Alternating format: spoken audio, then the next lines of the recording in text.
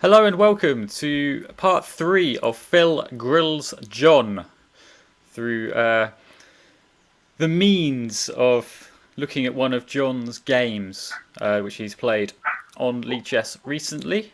John, how are you doing? Yeah, really good, thanks. How are you?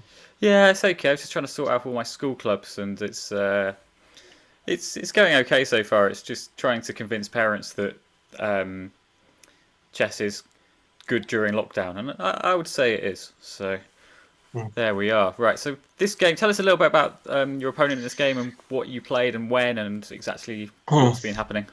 So this is my friend Robin, and we play maybe two lunchtime games, sort of well slowish. So this was 20 minutes plus 10 seconds, I think. Um, and yeah, we he's about he's a bit better than me. But yeah, this was a game that, as we'll see, I really should have won and blundered right at the end, stupidly, when he started playing quickly, and I just started reflecting it, despite the fact I had 4 minutes on the clock. So, but he played the Smith-Morrow Gambit, I think, and it was the first time I'd come across it. So I was quite pleased that I managed to hold my own against it. Okay, great. Right. So let's have a look. So right. So we have as you say, a Smith Morrow Gambit with typified by 3c3 here. So the idea is to start gaining tempi as white to open up some lines, normally towards the king here. So the queen might come to b3 or bishop might come to c4, and you get this little battery. Well, that's not Yeah. how bishops move. Down to well, that's still not how bishops move. I've got drunk bishops here this morning. So yeah, that's one way to do it. The other way is just to get some quick development and also keep the central control by immediately challenging black's pawn on c5. Um, this is it's an unusual little variation. What normally happens here that black will take the pawn, and you get things where, as we've said, a lot of white pieces because the bishops are completely wide open to do things, where they can completely come out quickly and everything is very very open. But obviously black is a pawn up. But here, as you can see, zero black pieces have developed. But Mm. e5 is an interesting idea of just trying to do the same kind of thing yourself and give the pawn back in a different way. If white takes this and then say something like knight f3, so we've got two pieces looking at it, then black can just do things and just keep going and get castled quickly. So here we've developed our bishop with tempo, for example. That's never going to be a bad thing. Mm. Okay, so you're saying this was the first time you'd come across this. What were you thinking when 2d4 happened? Just well, I was just assuming it was going to just assume resolve into some kind of Sicilian structure at this point, I suppose. I should probably, I don't know, I should probably have pushed d6, I don't know, but I I once don't. I'd Yeah, I once don't I'd think. swapped Go on. once I'd swapped the pawns, I decided that, like you said, if I was going to take straight away with the on the c file, I was going to end up with just nothing. Yeah. So I figured that I would try and develop pieces. Well, you end up with a pawn. You end up with an extra pawn, which Yeah. is not to be sniffed at. A pawn is a pawn, after all. Um, I wouldn't recommend d6 here because it's not much fun after Just opening. something Yeah. like this, and then white just has this enormous file towards the king. These pawns are weak, and white can just develop here Yeah. very easily. This is going to just come to c4 and make sure that you can't. You have to spend an extra tempo doing that. Normally they'll castle queenside. So I wouldn't recommend d6 in that spot. But other moves are very valid here. Something like g6 is perfectly fine to try and get the bishop out this way instead. But taking is the gentleman's choice. It's rude to not to take these pawns when they're offered, I would suggest. Likewise here, but e5 is absolutely fine. And then so not sure about knight f6. Yeah, I regretted this move, I think, because I didn't understand why he didn't just then take my hanging pawn. Yeah, I think it's quite good. Um, yeah, now you've got problems because let's say, let's say you take this, then I feel like you've now got worse development, but Yeah, yeah, you've got the same number of pawns, yeah. which is, that's what you're getting here, right? That's the whole point of gambits, where you're just giving up a pawn for play, whereas here White has got play but hasn't given up a pawn. Yeah, in hindsight, I would have played knight c6. I think Yeah. just to keep my point at the bottom of that small chain. Well, also just you're looking at both of these. Yeah, You're playing on the correct colour, as it were. You're playing on the dark squares here yeah. because you've got decent amount of dark square control, and you can back it up with. I wondered. I haven't actually had a look at it yet, but I wondered about d5 here as well. Maybe it's just garbage. Actually, I think White just takes this. It's the same kind of thing. Yeah, because after my idea here was just to keep going, but this is not very fun. So yeah, you don't want to be inviting pieces into your home. But the whole, if you're going to do some kind of counter, then yeah, d5 is a move that you want to be looking to play to start getting everything going and start homing in on White's centre as well. But yeah, knight c6 just prepares all that quite adequately, I would suggest. Yeah. Okay. So yeah, knight f6, bishop g5, which I think misses the point, as you say. Like, why not just have this? Yeah, and then my control of the centre just completely collapses immediately, doesn't it?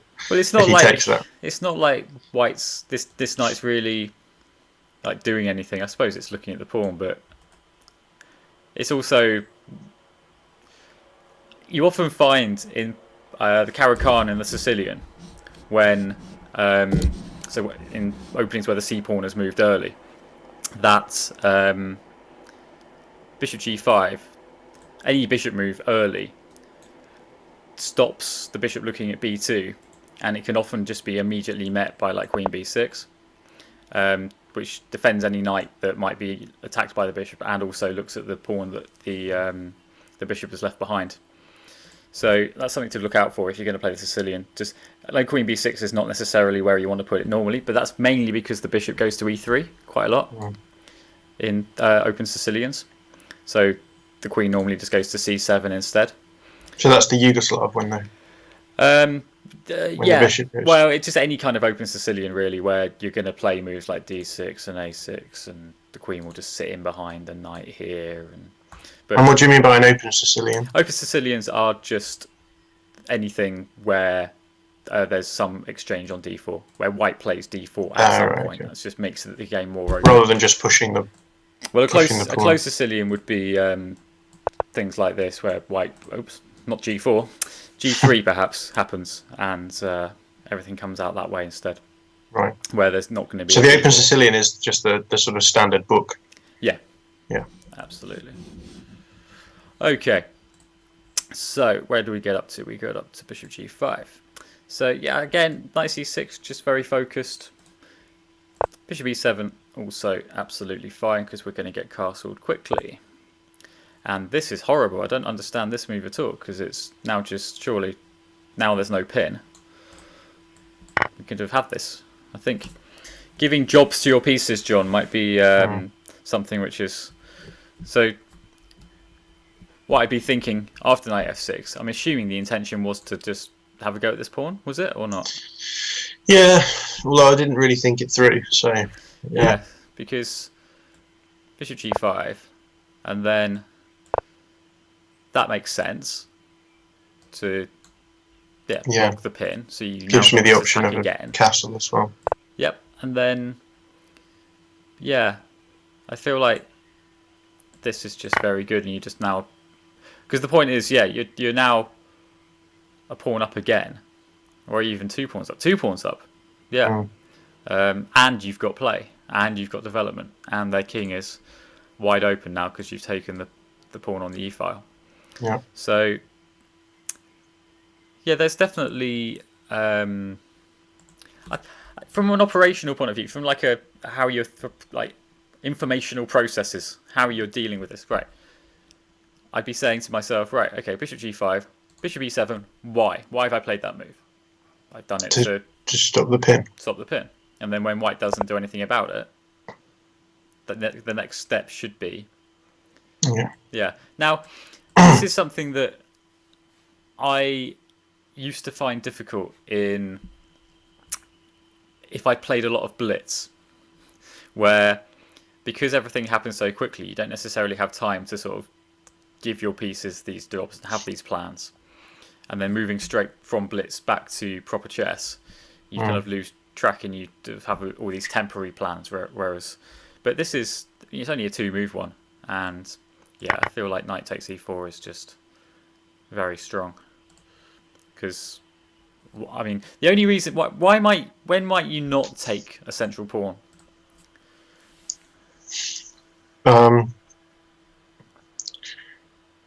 I'm guessing it depends on what the pawn structure looks like for you.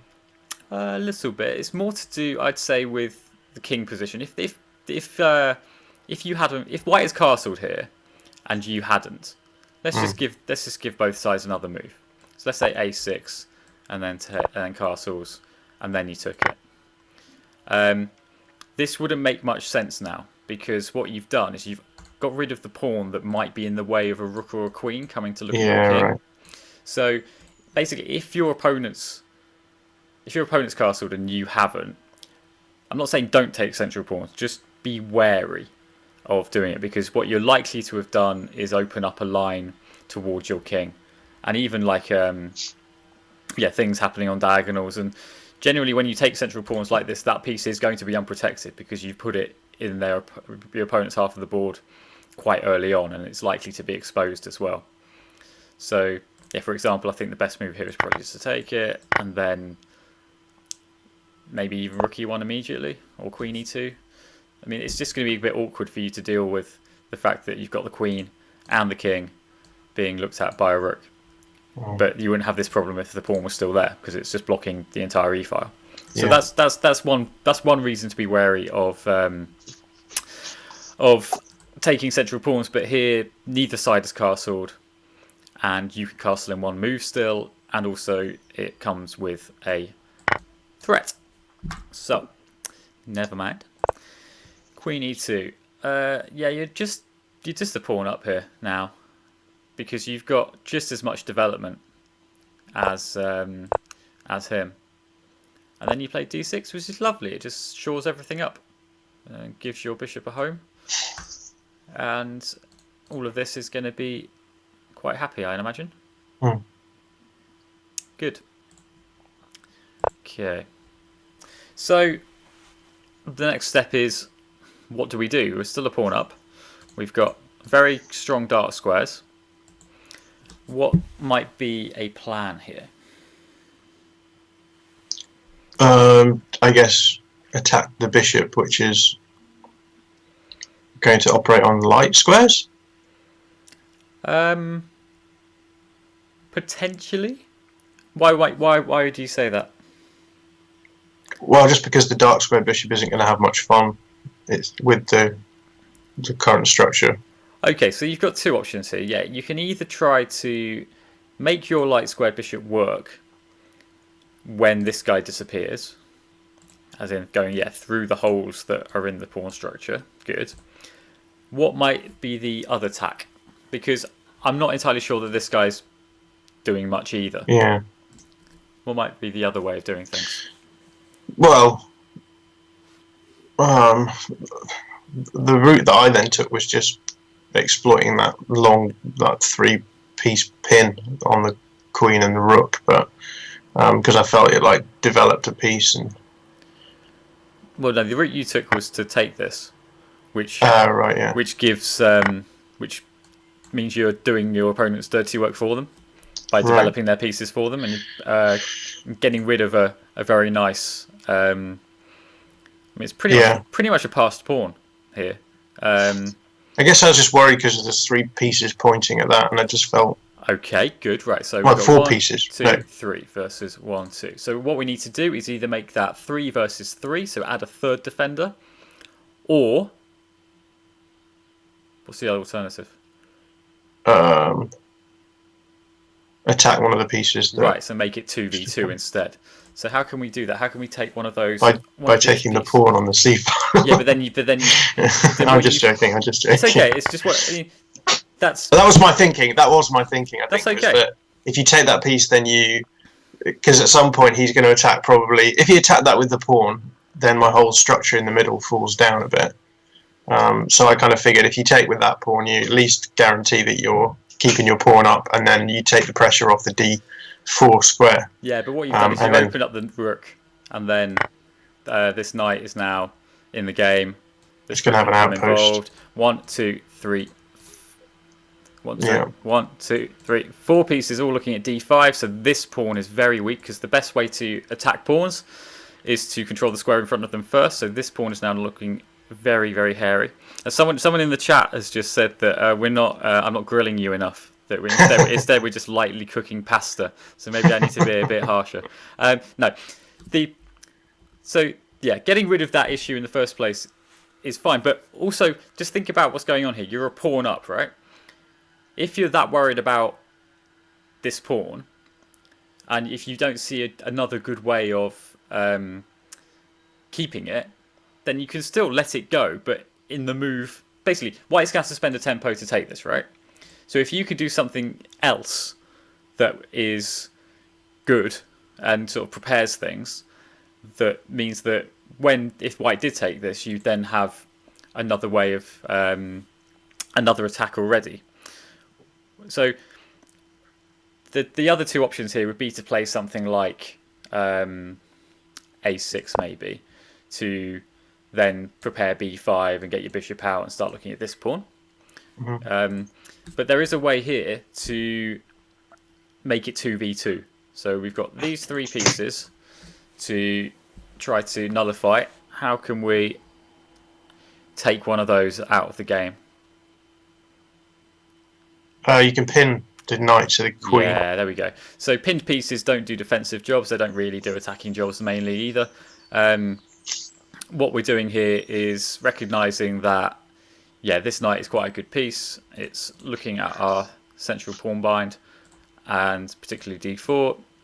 This bishop isn't really doing much, and yeah, I think if White took this and you could quite happily just play the bishop back, because even if White manages to kick you off that pin, you've still got e4 to look at the end of it. Something like pawn takes pawn, and then which one are we going to take with? Maybe the knight. So it's yeah, this is good stuff. Bishop g4 here, where we're developing a piece, pinning the knight, and defending our pawn indirectly.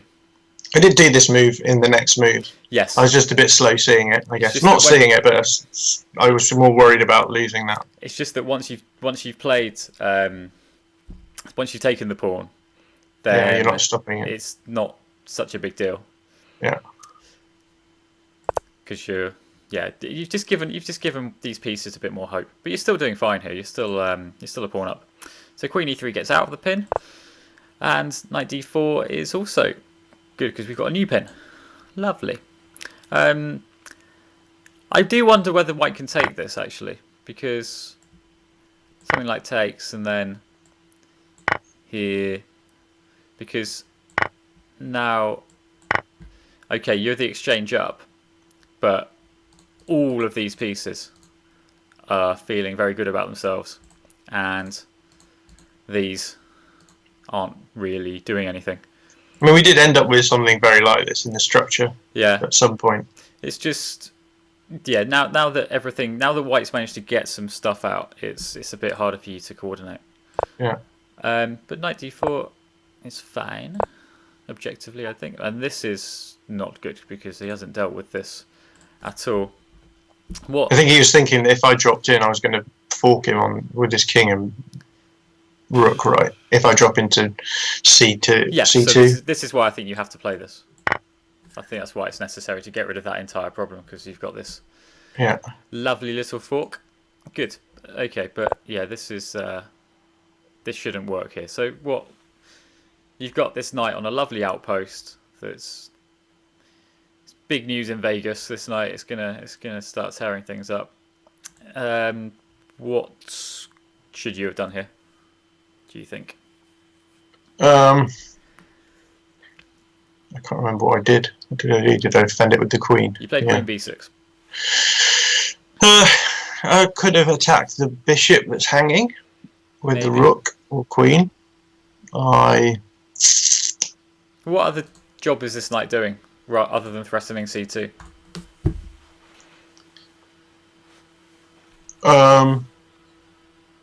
It's threatening check, I guess, technically. Yeah, but what in particular are you looking at that could start to disrupt White's position? The other knight? This guy. Yeah. So if you took it with the bishop, you've opened up the G file entirely against his king, and the queens are still on the board, so this is very dangerous. Yeah. And not just that, but this knight is now supplanted on D4, and White is probably going to have to concede material to shift it. Yeah. I suppose they got knight E2 or knight B5 at some point, but it's still your move here. And I think, do you have? You might have something sexy here, John. You might have something very sexy. I'm liking put it past me. I'm liking the look at knight G4 because, yeah, this must be quite. I think this is quite good because if pawn takes knight, then you've got this and a skewer. And this is absolutely filthy. If they take the bishop, queen here, and we can at the very least take the rook, and then we're just we're here with the exchange up and a pawn, and that pawn on it's F3 is just sitting there. Yeah, it's this bishop versus this rook with the threat of check. There's enough going on with this rook. When you're the exchange down, you want to be trying to make your extra minor piece, better than the extra rook.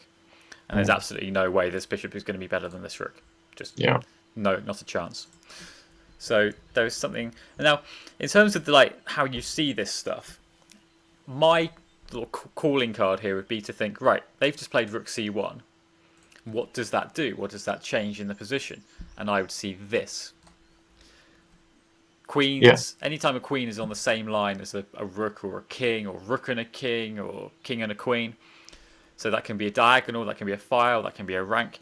It just invites skewers and pins and forks. Especially just generally if they're on the same colour. They can be very vulnerable to knight forks as well. There's this pattern here. Obviously, you can't play knight e2 at the moment, but that's the kind of thing I'd be seeing once the rook has come to c1. So and then I didn't actually see it before I played bishop g4, but it's sort of suggested itself. Open the king up, and then suddenly you've got this battery, which would get you onto there. And then there's this cute little tactical way, as we've seen, of doing it. So yeah, just taking as many opportunities to open up the king as possible. I know that it's tempting to keep pins, and that's fine. I understand why you didn't play it, but yeah, especially with the queens on the board, if you can open up the king as much as possible, then it's going to be. I'm pretty sure I did consider this, but I guess I just felt, I don't know. Yeah, I don't know why I didn't.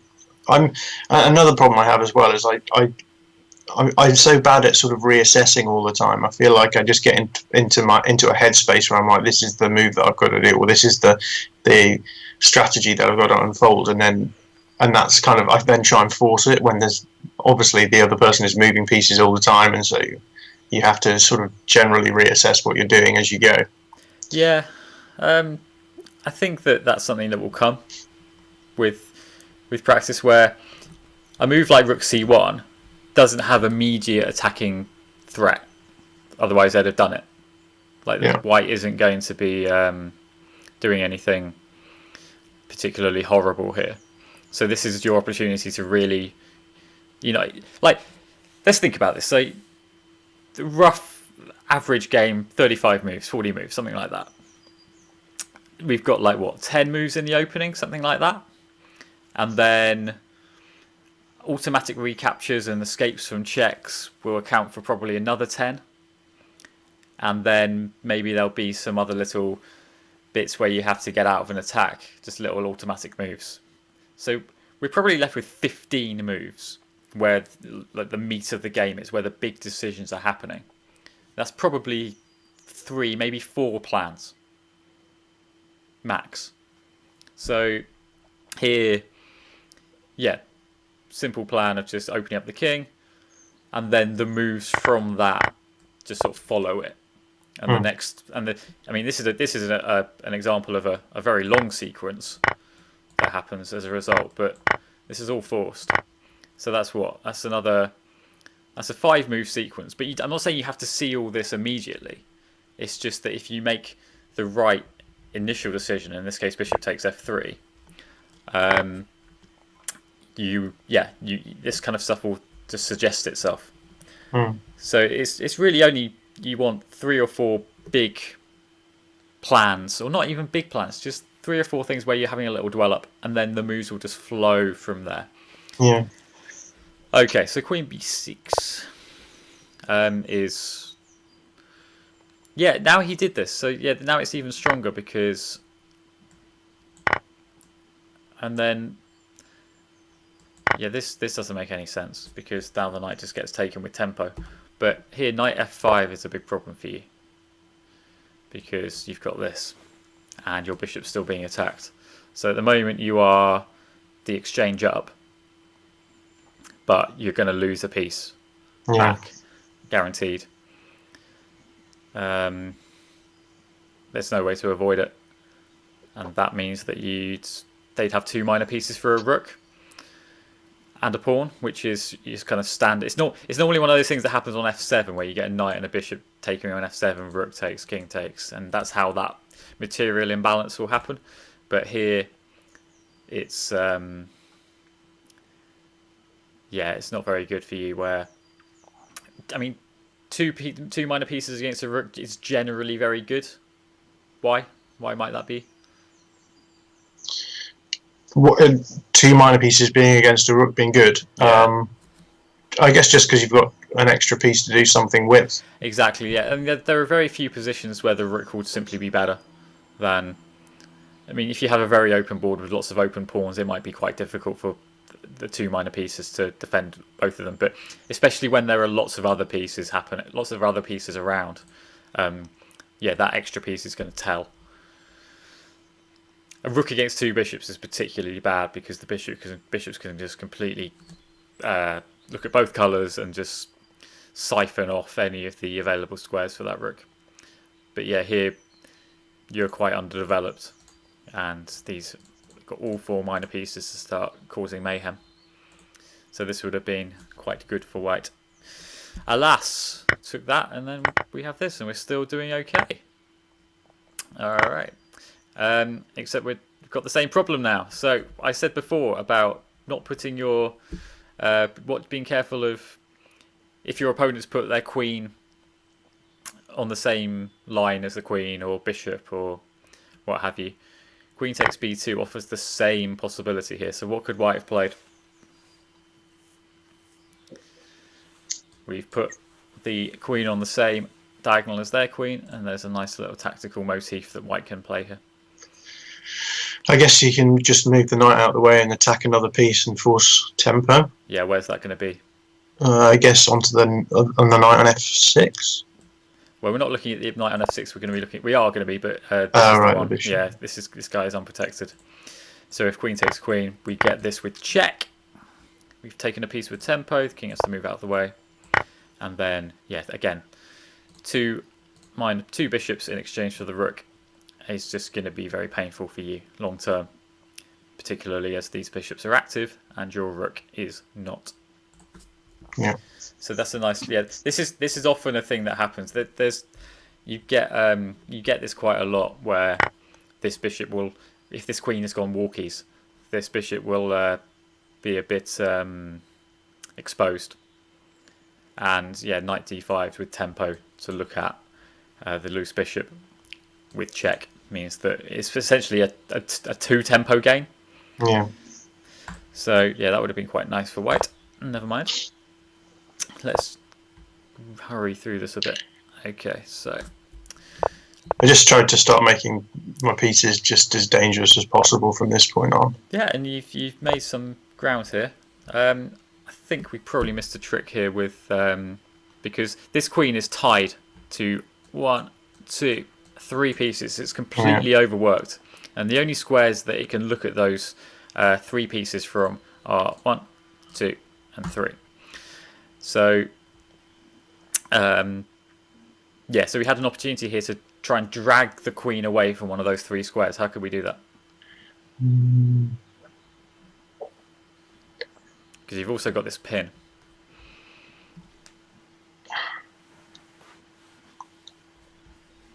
So by attacking, sorry, there's a lot going on in this position. The move that I was kind of thinking of was maybe moving to e5 with the rook. Yeah, but then you've abandoned this pin. This is a good pin.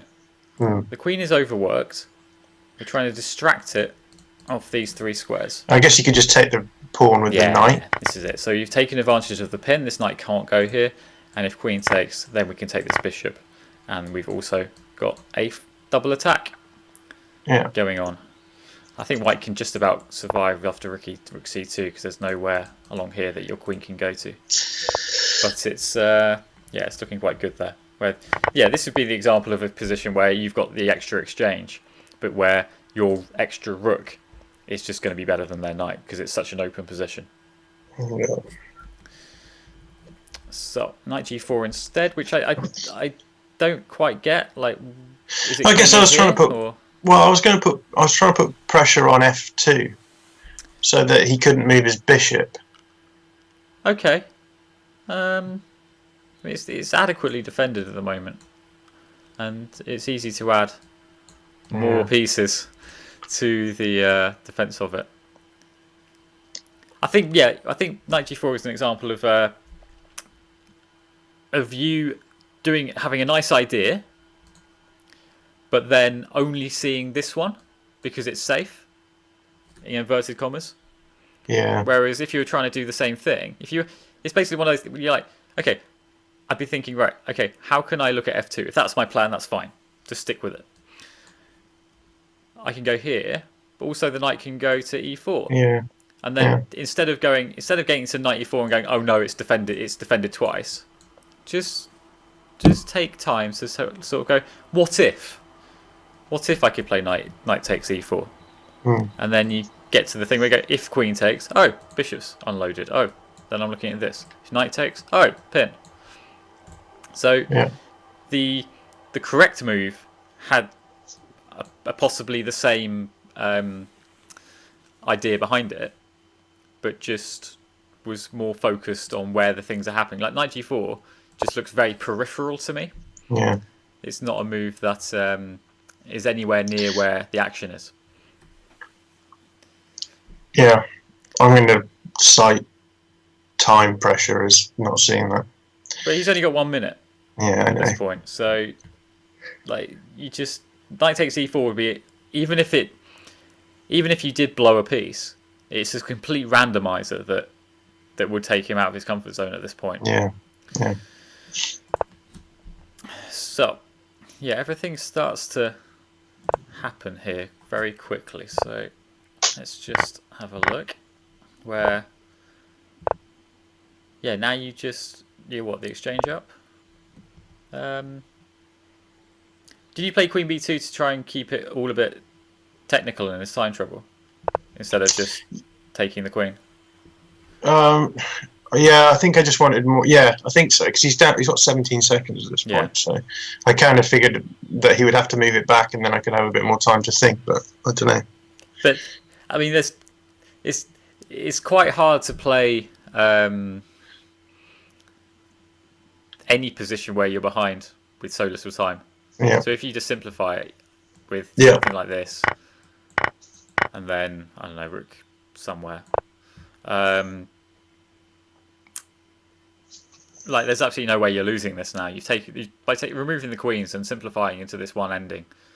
You you've My got pawn structure is so much better than his at this point as well, right? don't know about the pawn structure. Looks fine for Not white. structure, but yeah. Well, I don't think this is actually it's a big problem here. I think this is a weakness for you. What you're just going to be able to do eventually is probably just start moving these pawns forward with the help of your rook and knight. Yeah. But yeah, what swapping the queens off here does is remove the possibility of that third result, which we will get to. So,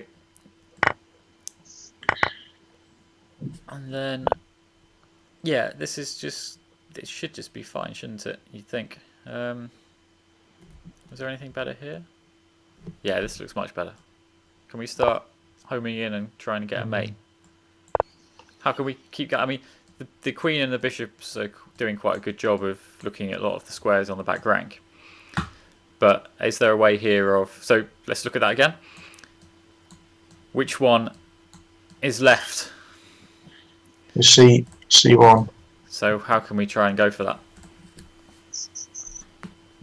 Maybe a rook. No, just look. Just take your time. We're trying to get here as quickly as we can. Just route one chess.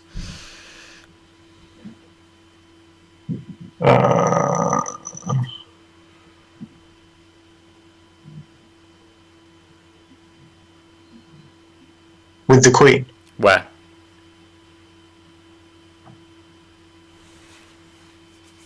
I can go to E3. I'll take you. Can you do better? I can take F4.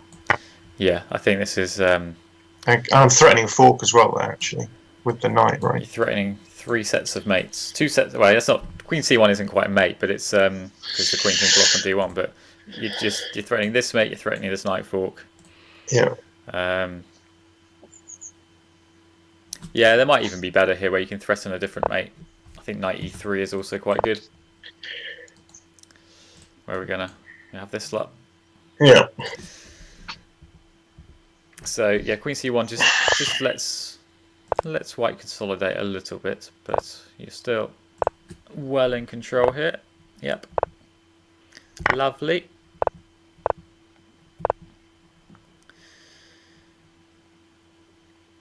Okay, I mean, in this position, what should be your priority?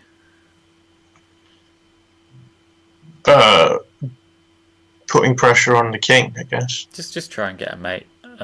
Yeah. But also, what should you be careful of leaving behind? Or hanging myself on the back rank, Yes, which is what happens. Yeah, I just throw in H6 or G6 here. Yeah. Just go. I'm a rook up. 4 minutes up. I am not going to lose today. H6 is very much a... I can't be asked to calculate everything. I would not like to lose instead. Move.